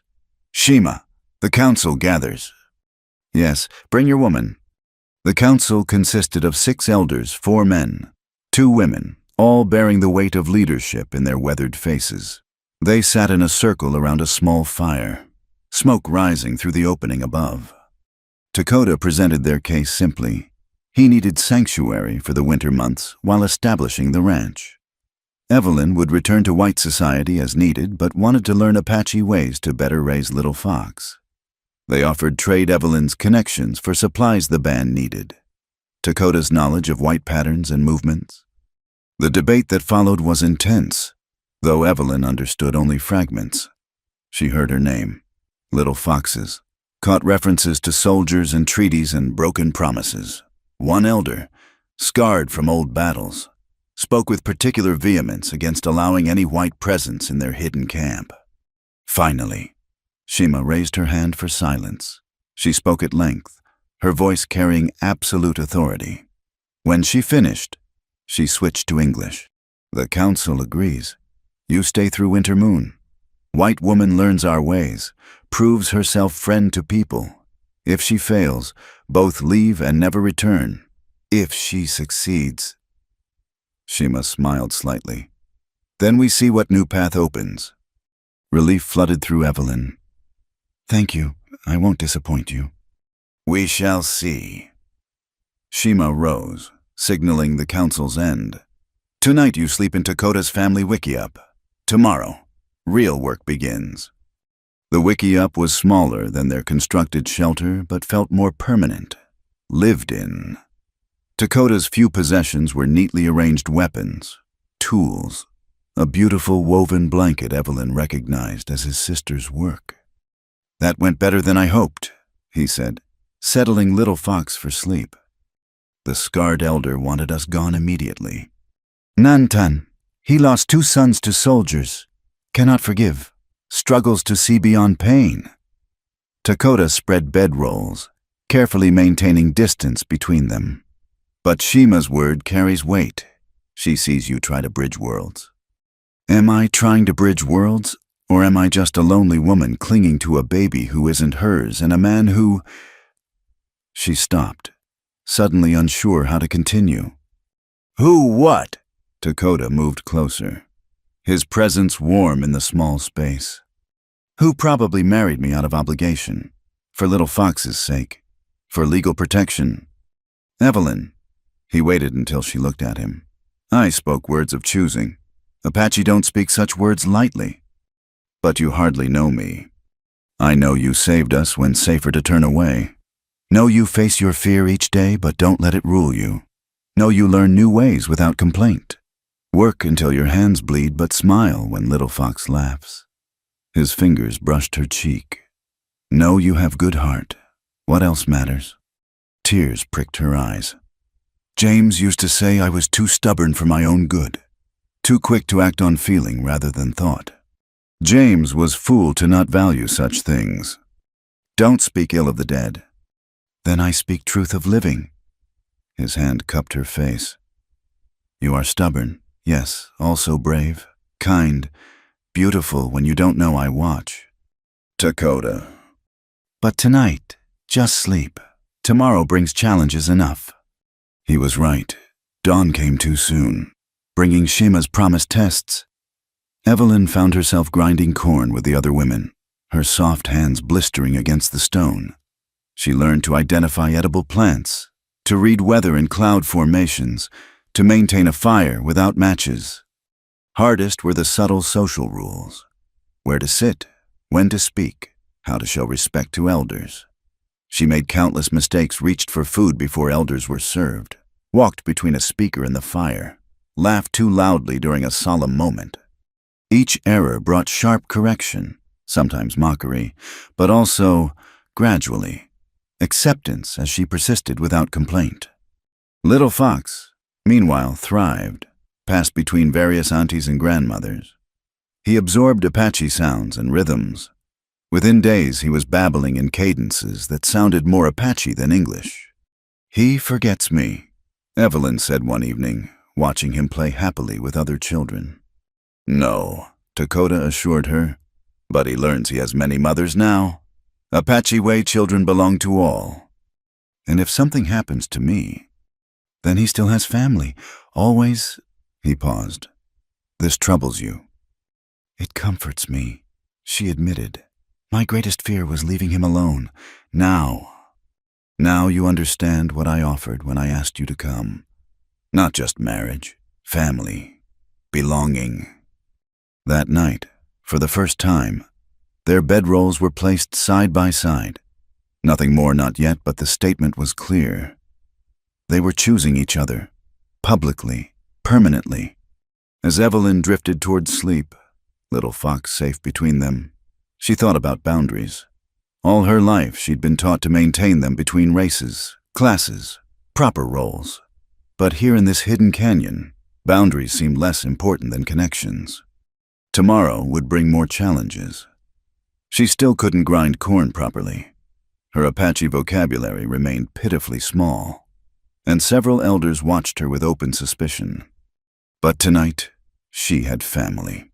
Not the one she'd planned or lost, but the one she'd found in the most unexpected way. And perhaps that was enough.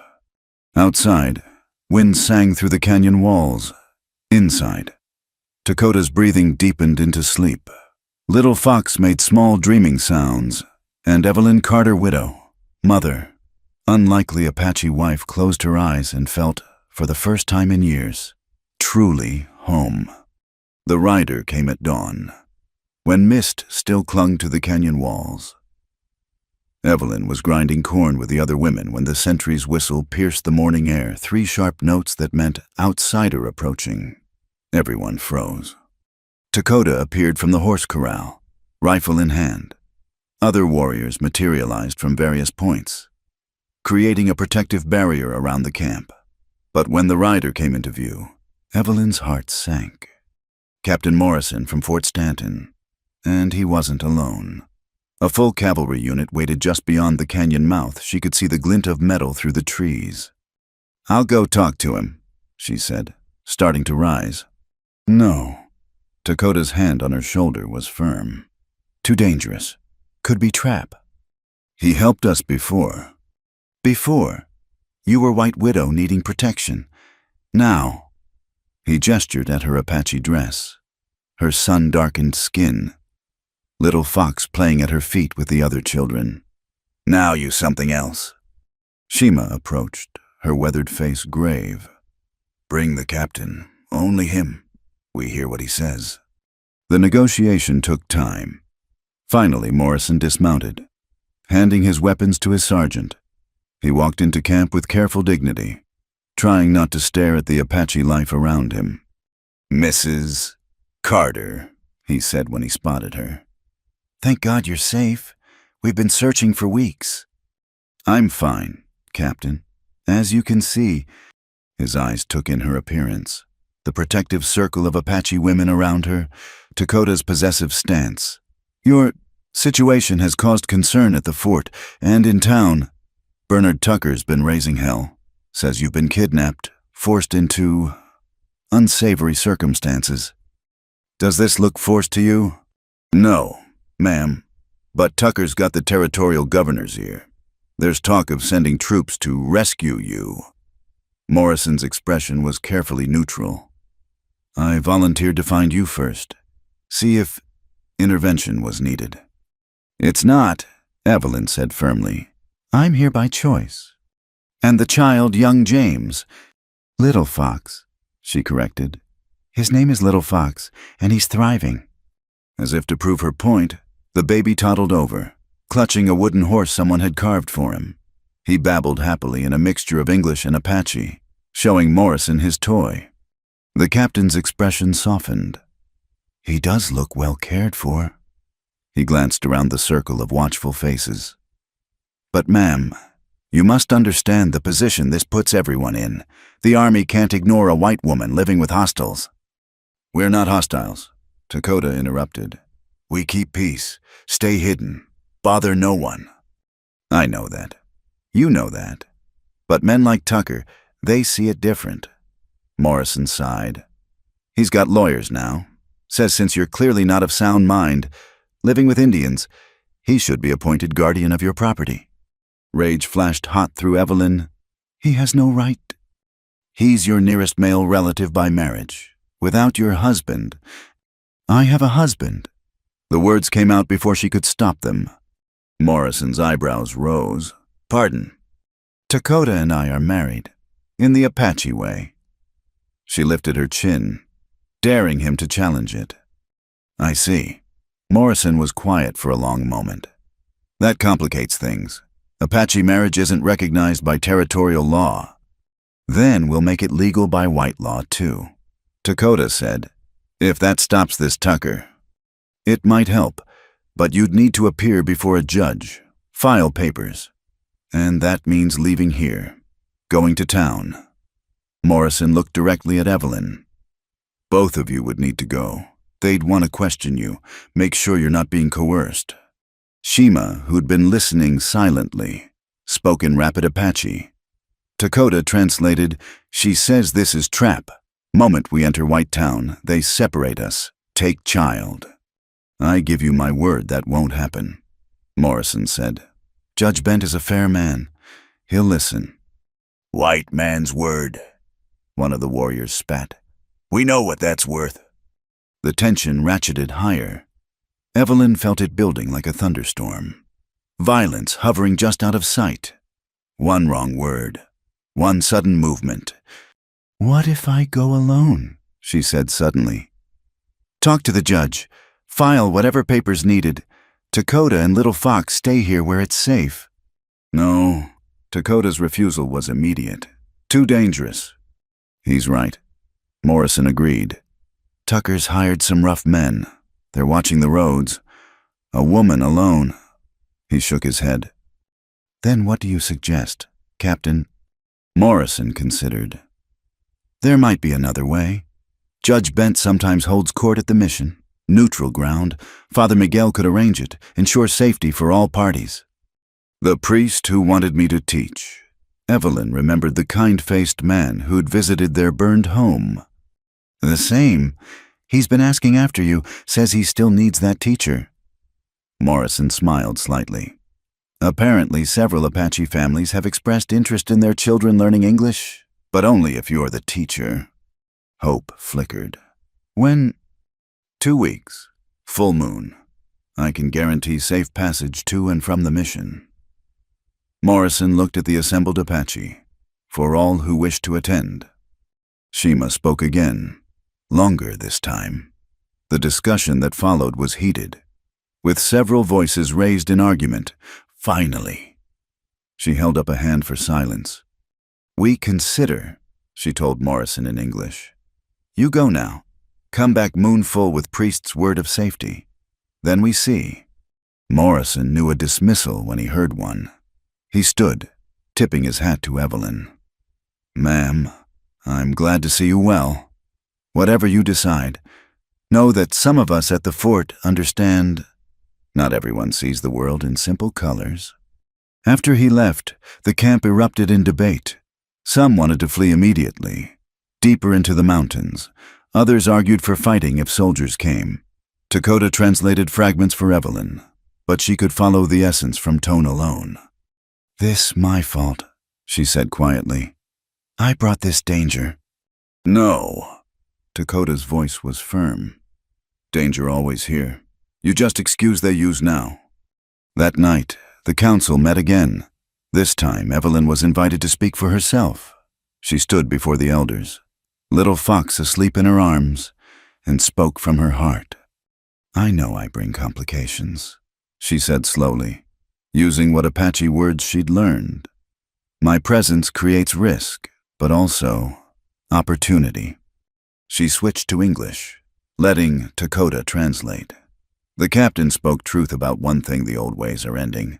Not because anyone wants them to, but because the world is changing. You can fight that change and lose everything. Or you can shape it, guide it, find ways to preserve what matters most. "And what matters most?" Nantan, the scarred elder, challenged. "The children." She looked down at Little Fox. "Their future, their chance to know their heritage and survive in the new world coming." "You think teaching white words saves our children?" His voice dripped contempt. "I think teaching them to walk in both worlds gives them choices. Power comes from understanding your enemy. Isn't that what warriors learn? Language is another kind of weapon." "She speaks wisdom," said an elder woman Evelyn had come to respect. "My grandson trades in town. Says those who speak English get better prices, fairer treatment." The debate continued past midnight. Evelyn dozed fitfully in Dakota's wiki-up, waking when he finally returned. What did they decide? "We go to mission. Shima leads delegation. Test this judge's fairness. Your priest's good faith." He sat heavily, exhaustion in every line. "But if trap..." "It won't be..." Morrison gave his word. "You trust too easy. And you trust too hard." She moved closer. offering comfort.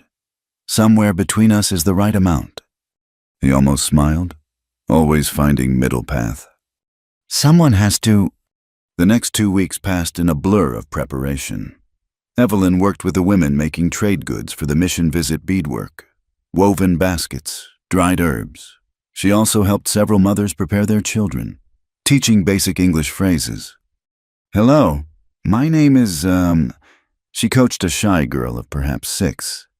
Hello, the child repeated carefully. My name is Lu Yu. Beautiful. Now try I am pleased to meet you. The formal phrase twisted young tongues, causing giggles, but they persisted, eager to master these strange new sounds. Dakota watched these lessons with something like pain in his eyes. I remember mission school, he said one evening. They beat us for speaking Apache, cut our hair, told us our parents' ways were evil.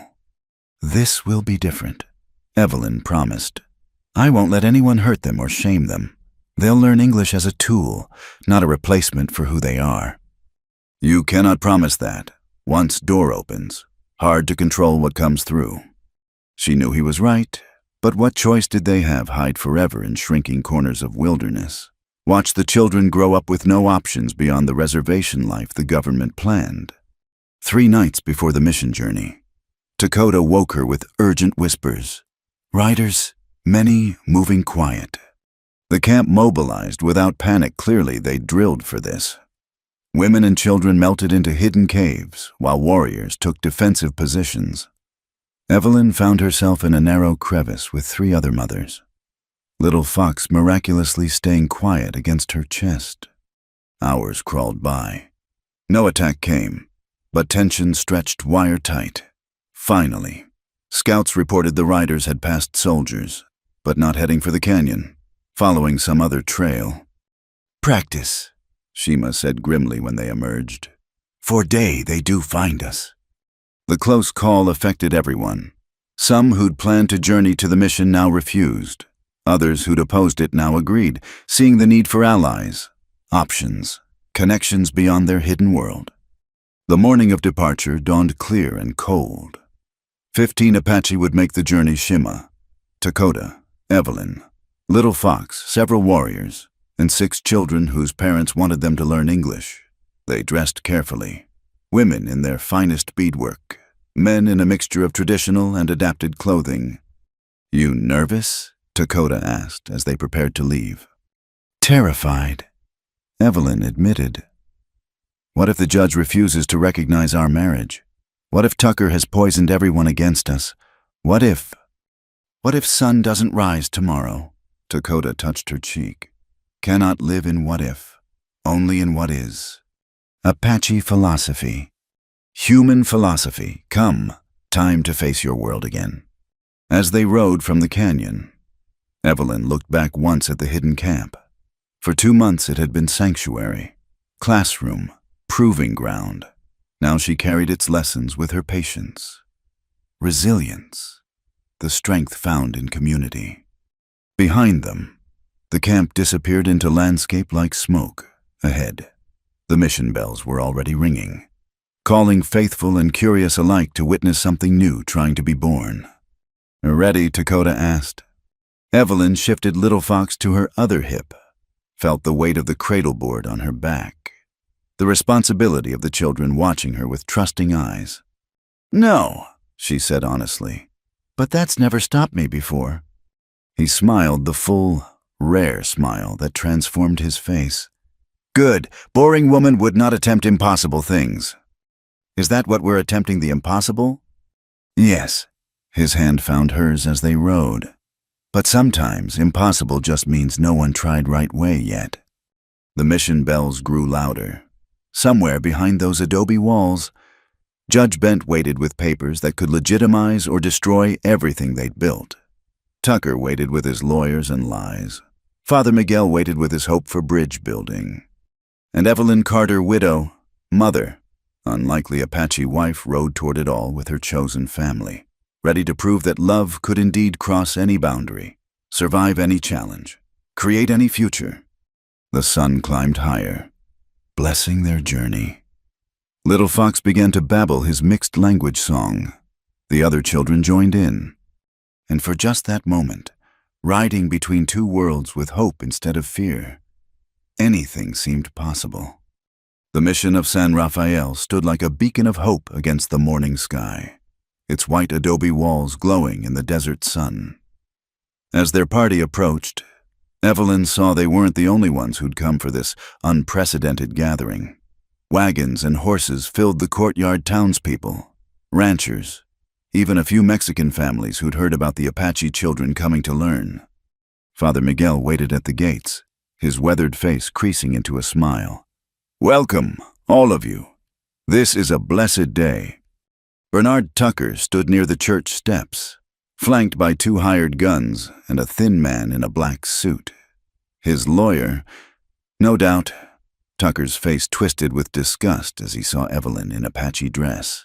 Little Fox in the cradleboard on her back. "There she is," he announced loudly. "My poor cousin's widow, stolen by savages, forced to—" "Mr. Tucker." Judge Samuel Bent's voice cut through the dramatics. He sat at a table under the portal. Official papers spread before him. "You'll have your chance to speak. For now, let's proceed with order." The judge was younger than Evelyn expected, with intelligent eyes and prematurely gray temples. His Mexican wife, Ignacia, sat nearby with their children, a living example of crossed boundaries. Mrs. Carter." Judge Bent addressed her formally. "Please approach." Evelyn walked forward, aware of every eye upon her. Dakota stayed with the Apache delegation, but his presence gave her strength. "Is it true you've been living with the Apache by choice?" the judge asked. "Yes, Your Honor. And this man," he gestured to Dakota, "you claim to be married to him. We are married in the Apache tradition." Tucker's lawyer jumped up. "Savage ceremonies have no legal standing." "I'll determine what is standing in my court. Mr. Weatherby." Judge Bent's tone brooked no argument. "Mrs. Carter, are you prepared to formalize this union under territorial law?" "We are." "Then let's begin." He opened a leather-bound book. "I'll need witnesses." Captain Morrison stepped forward. "I'll stand witness, Your Honor." "As will I," Father Miguel added, surprising everyone. "A priest supporting heathen marriage?" Tucker sputtered. "I support love and family, wherever found." Father Miguel replied calmly, "And I've seen how these two care for each other and the child." The ceremony was simple. Dakota approached, standing tall despite the hostile stares. They repeated vows in English, signed papers, exchanged rings again, this time for Outlaw's benefit. "By the authority vested in me by the territory of New Mexico," Judge Bent intoned, "I pronounce you legally wed." "This is outrage," Tucker burst out. "She's clearly been corrupted, lost her mind. No decent white woman would—" "Enough." Evelyn turned to face him, voice carrying across the courtyard. "You want to talk about decency? You burned my home, tried to steal my land, used my grief as opportunity for profit. Lies spread by this savage?" "Not lies." Sheriff Watson emerged from the crowd, producing a document. Sworn testimony from Samuel Hayes and others. "They've confessed to the arson. Mr. Tucker said you paid them."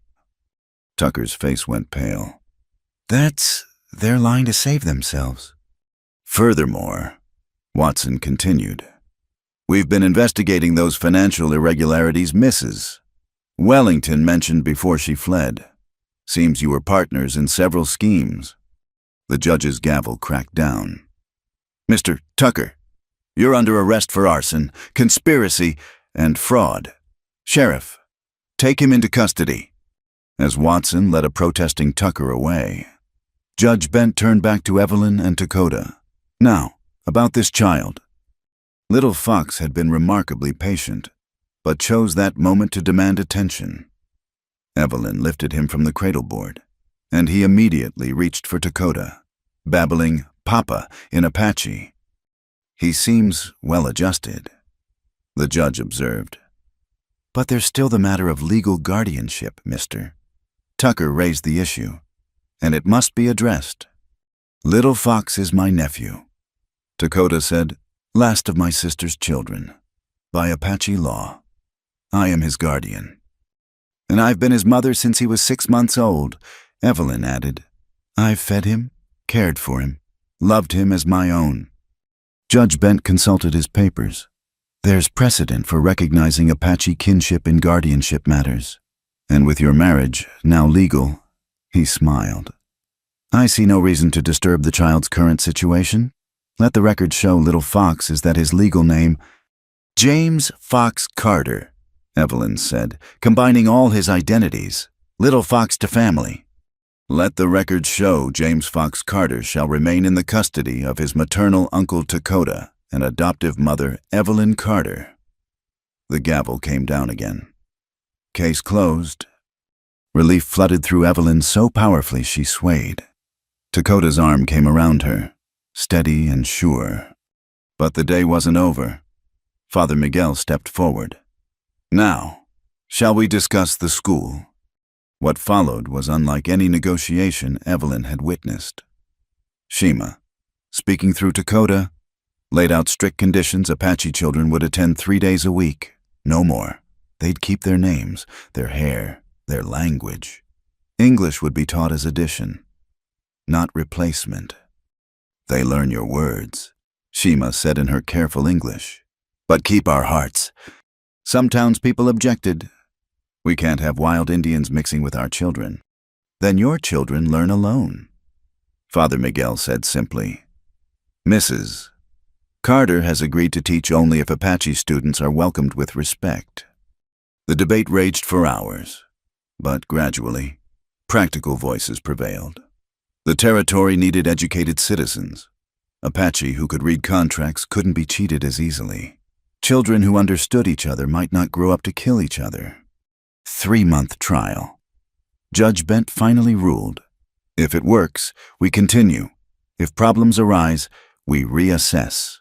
As the crowd dispersed, Evelyn found herself surrounded by Apache mothers, asking questions about the school. When would it start? What would their children need? Could they observe lessons? You did it, Dakota said quietly. Built your bridge. We built it, she corrected.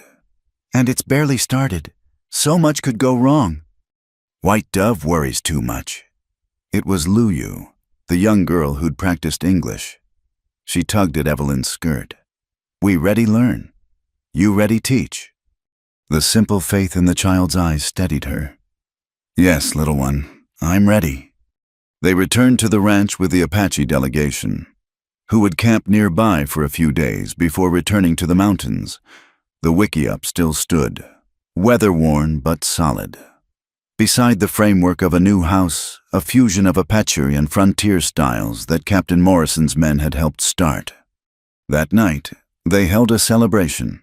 Apache and white traditions mixed. Shima blessed the union in the old way, while Father Miguel offered Catholic prayers. Mexican neighbors brought food. Even some townspeople came, curious about these Apache who spoke of education rather than war. Strange gathering. Dr. Klein observed, watching Apache children play with the doctor's son. Year ago, couldn't imagine it. Year from now, might seem normal. Morrison replied, world's changing. Either we change with it or get left behind. As the evening wore on, Evelyn found a quiet moment with Dakota on the hill overlooking their land. Little Fox slept between them, exhausted from the day's excitement. No more running, Dakota said softly. No more hiding. This is home now. Are you sure your people, the mountains? My people are here too. He gestured to the mixed gathering below. And mountains don't move. They wait for us when we need them. And the school, you truly support this. Children need tools to survive. English is tool, but you'll teach them more than words. I think... What do you mean? You'll teach them what you taught me, that bridges can be built, that different peoples can choose to see each other as human. He pulled her close. That love crosses all boundaries. In the distance, coyotes called to the rising moon, but the sound no longer seemed lonely. It was just another voice in the desert chorus, part of the whole. 3 months later, the school was thriving. 12 Apache children attended regularly, along with 15 from town. They learned English, yes, but also taught each other Apache words, Mexican songs, frontier games. Parents who'd sworn never to trust their enemies found themselves sharing coffee while waiting for their children. It wasn't perfect. There were conflicts, misunderstandings, days when the whole experiment seemed doomed. But there were also breakthrough moments, a white rancher's son defending his Apache friend from bullies, Apache mothers teaching town women traditional healing, Dakota working alongside former enemies to build the new schoolhouse. Little Fox grew strong and confident, toddling between all the worlds that claimed him. He called Evelyn Mama in English and Shimani in Apache. He knew his prayers in 3 languages and played with children of all backgrounds. "He'll never fully belong to any one world," Evelyn said one evening, watching him chase fireflies with a mixed group of children. "No," Dakota agreed. "He'll belong to all of them. That's his gift and his burden." "Do you think we've done right by him?" "Look at him!" Little Fox shrieked with laughter as an older Apache boy lifted him high. "Happy, healthy, loved. What more can parents give?" The harvest season brought unexpected bounty. The expanded ranch prospered. The school gained territorial recognition. Even some former critics admitted the experiment showed promise. Bernard Tucker was sentenced to 5 years in prison. Mary Wellington never returned. The burned house site became a garden where Apache, Mexican, and white children learned to grow food together. One crisp autumn evening, as Evelyn tucked Little Fox into his bed in their completed house, a unique structure that incorporated both Apache and frontier elements, he looked up at her with solemn eyes. "Mama, am I Apache or white?" She'd known this question would come. "You're both, my love, and neither. You're Little Fox, unique and perfect exactly as you are. Like our house." "Yes, like our house, built from different traditions but stronger for it." He considered this. "Good, I like being special." After he slept, Evelyn joined Dakota on the porch. They sat in comfortable silence, watching stars emerge in the vast sky. "Winter's coming," he observed. "My people will move to the deep canyon soon." "Will you miss it?" "The winter camp. Parts of it. But this is my place now, here, with you and Little Fox, building something new. Even when it's hard, when people stare, when they whisper, especially then." He took her hand, tracing the mixed metal ring. Easy paths rarely lead to worthy destinations. A year later, the school had doubled in size. Little Fox spoke 3 languages fluently and had started learning to read. The ranch employed both Apache and Mexican workers. Evelyn's innovative teaching methods drew attention from educators across the territory. But it was the small moments that mattered most. Dakota singing Apache lullabies to their second child, a daughter born under the spring moon, claimed by both worlds from her first breath. Little Fox patiently teaching younger children the alphabet, switching languages to help each understand. Shima visiting to bless the new barn, staying to teach traditional weaving to any who wished to learn. They'd built more than a home or a school. They'd built a possibility proof that different peoples could choose cooperation over conflict, understanding over fear. It wasn't the life Evelyn had planned when she'd married James, dreaming of a simple farmer's existence. It wasn't the future Dakota had imagined as a young warrior learning to protect his people from encroachment. But it was theirs, complicated, challenging, sometimes dangerous, but real and vital and full of hope. As she watched the sunset paint the desert in shades of gold and crimson, Evelyn remembered that desperate night when a wounded Apache had knocked on her door. How different everything might have been if she'd turned him away, chosen safety over compassion. "No regrets?" Dakota asked, reading her mood as he often did. None, she said firmly. Not one. Little Fox ran across the yard, chasing their dog, his laughter carrying on the evening breeze. Their daughter cooed from her cradleboard. Somewhere in the kitchen, Rosa Hernandez was teaching her daughter and an Apache girl to make tortillas together. This was what love looked like when it refused to recognize boundaries. Messy, complicated, beautiful, and worth every challenge they'd faced to build it. "You are not alone," Evelyn whispered, echoing the promise she'd made to Little Fox that first night. "None of us are alone anymore." The stars emerged one by one, ancient witnesses to the endless human struggle to connect across differences, and in a unique house on the edge of two worlds. A family that shouldn't exist by any conventional measure prepared for another night together, proof that love, stubbornly pursued, could indeed conquer all. Thank you for listening to this story. I'd love to know where in the world you're listening from. Please share in the comments below so we can connect and exchange thoughts about this tale. If you enjoyed this story, please subscribe to Wild West Tales. Hit that like button. And don't forget to press the hype button so more people can discover and enjoy this story. Your support means everything.